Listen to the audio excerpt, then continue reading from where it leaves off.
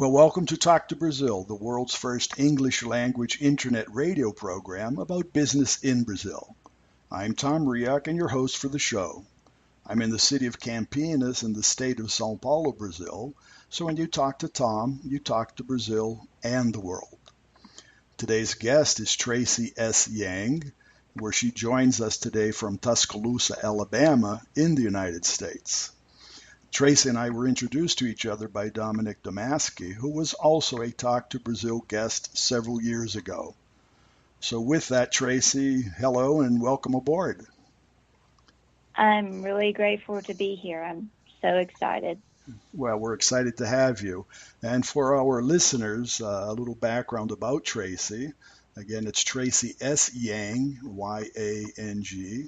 She's the co-author of the book Power Up, Super Women, Stories of Courage and Empowerment.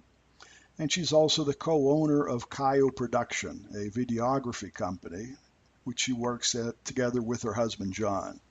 She was born in Alabama, lived most of her life in the Alabama-Mississippi area. When she was 12 years old, decided that she wanted to own an entertainment company. She thought about the ability of change and change in countries. She spent some time, 2 years actually, in Japan in 2010 and 2011. She returned to the United States, where she completed a Bachelor of Science degree at the Mississippi University for Women. That was in fine arts and an emphasis in graphic design. In 2014, she was also invited to become a member of the National Society of Leadership and Success. She's also a person who speaks and quotes and is very active on the various social media accounts. But it was through that some of her accounts she was actually bullied. She was become a cyberbullying when people would comment on that. And we'll be talking about that a little bit more as we go on. So with all of that, Tracey, again, thank you. And the first question is, why the book? Well, I decided that in my chapter, I wanted to talk about, like you said, one thing, bullying. And there's two parts of my chapter that I talk about in detail. And the first part, I talk about perseverance. And the second part, I talk about lies and how we view ourselves. And so today in society, one thing I notice is that so many people, whenever they have a negative experience, they just quit or they give up. And one thing I would encourage people to do is whenever they have a failure or a negative experience, what I encourage people to do is to take that experience and learn from it, and then apply that to their next situation. And then eventually, whenever they learn, they will eventually become successful and achieve. Now, that's true, because we look at today talking about startups and companies, and you have your own company. People tend to think a company is worth more if it's actually failed a couple times. And here in Brazil, many people think the opposite. They think, well, if I failed, it's all over, and I can't start up, I can't do anything. But I agree with you. We actually learn from failure. You make a mistake, and then you correct, and life is just not a bed of roses. So I think that's a good point. Learn from failure. Yes, and one of the failures that I mentioned in my book was actually about bullying.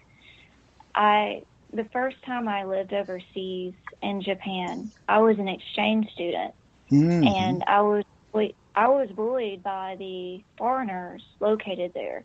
I see. And I could have just quit, but I decided to try again at another language school, and it really just paid off for me. And I ended up actually being featured in the Japan Times.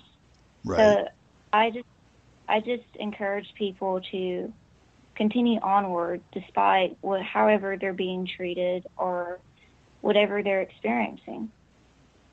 But you said the bullying there in Japan was from other students in in a learning situation or from Japanese persons? It was from the foreigners. The Japanese people, I really appreciate them. They were very polite to me. Right. And I think they have a very nice culture. Mm-hmm. So the people that I experienced that from was actually the foreigners located there. Yeah, because I think part of that may be that everybody considers you as competition or considered you as competition. Because my view of the Japanese and the Japanese culture is the same, because Brazil actually has the largest Japanese population outside of Japan. So there's many Japanese persons, descents, what have you, and they tend to be very friendly, very opening, and it would surprise me that they are bullies. So I think that's a point well made. Did you like your stay in Japan? Yes, I really enjoyed it. It was a very nice experience for me. Eventually, I would like to expand my business overseas. Mm-hmm. Right now, we're more focused on American clients, but I love that country a lot. So I would thoroughly enjoy expanding eventually. I think the good thing about the world today, and because of the access to media and internet, what have you, there are no more barriers to a market. You can be what you want to be anywhere. Right now, I, we're talking to the world. you make a really great point, and I agree with that. But I think part of that, and this is what I suggest to not only the persons on the Talk to Brazill, but even here in Brazil, understand that there's a world out there, and it's there to be had, and it's also there to be accepted. But you do have to take the step to do something. Yes, I agree with that. That's an excellent point. How did you feel about being a woman in Japan and being a woman in the States? Is there any differences? There are some slight differences. I think one thing I noticed in American culture and then in Japan, I think Americans, they tend to be more individualized, and in America, they tend to be more individualized, and in Japan, they tend to be more group centered. Mm-hmm. So, and then also in Japan, they tend to be more indirect with their speech. And as an American woman, compared to a Japanese woman, I can be very direct. And so that's just one thing I have to pay attention to, because when I go over there, I'm like, oh, I don't want to be rude, you know? Well, So, I hear you, and I don't think of that. And since I'm an American myself, and I've been mentioned the same way, we tend to be more objective. And yeah, sometimes that objectivity comes across, and referring here to Brazil, many people think or feel that you're rude. But I think that's part of our culture. It is understanding that when you do travel, you're somewhere else. It's good to have some way of gauging what is acceptable. Because many times I say things the way I think, and people may be offended, and you only find out about that afterwards. So, but it's all a learning experience. But that's part of being in the world. yes, And again, learning from mistakes. So, what are your yes. tips about when someone is bullying? Yes, you were bullied in real life. You were also cyber bullied. What tips can you offer to persons who are bullied? Well, one thing I would like to offer is not to believe the lies that they tell you. And that's honestly one thing that I wrote about in my second part of my book is lies and how you view yourself. And sometimes we lie to ourselves, and then at other times, other people lie to us. Mm-hmm. And I believe that success is a mindset. And if you change your mindset, you change your life. And that's Mm-hmm. just what I believe. And so one thing to keep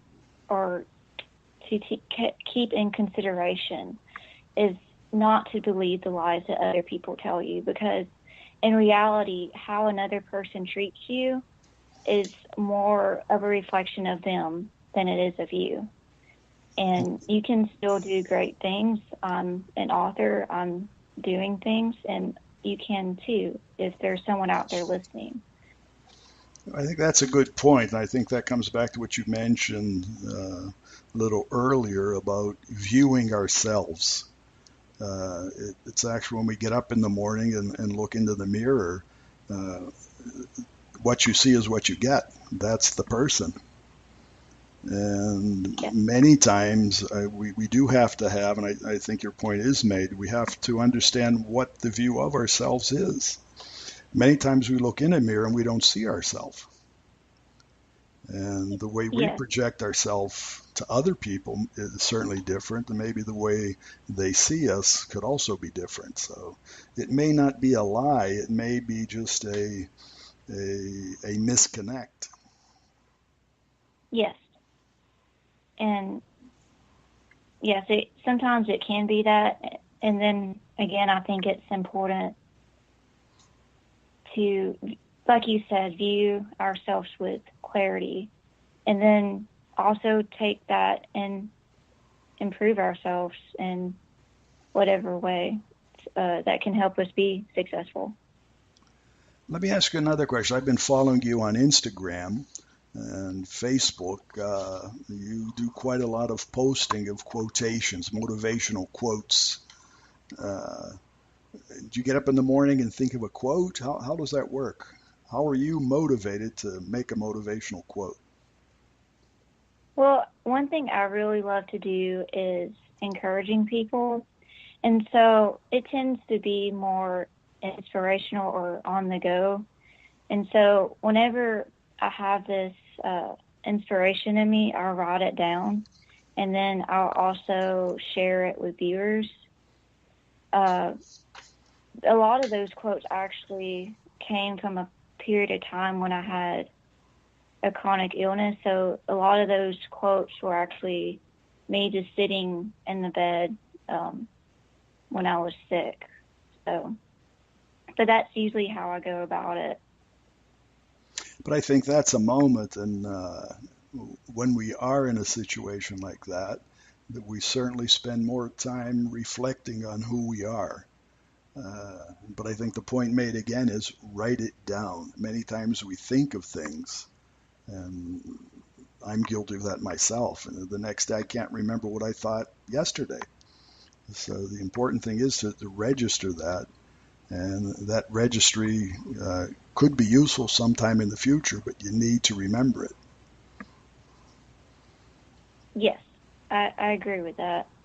I think that writing stuff down is beneficial. If you have an idea or something, then you can come back and reflect on that later. And also, like I did, you can also post it to viewers as well. Well, you've taken it, and I think your other co-authors, you've taken it to another step, another level, because you've written part of a book. And I think that reflection and also the registry of your thoughts and your inspiration is what a book is all about. Yes. And I plan to also do more in the future as well. And I'm really grateful for my publisher finding me and seeing the potential in me as well. Well, that's the strong point, I think the great side of networking. Networking is creating and developing a relationship with people, but it's like fishing. You have to be available. You have to be out there to be hooked. So, and I think you are. So the more you can promote yourself in your book, the better. Yes, I agree with that.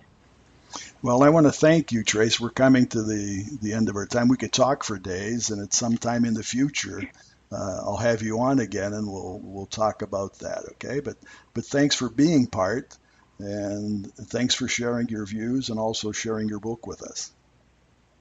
Thank you for allowing me to be on the show. I appreciate it. Well, thanks again.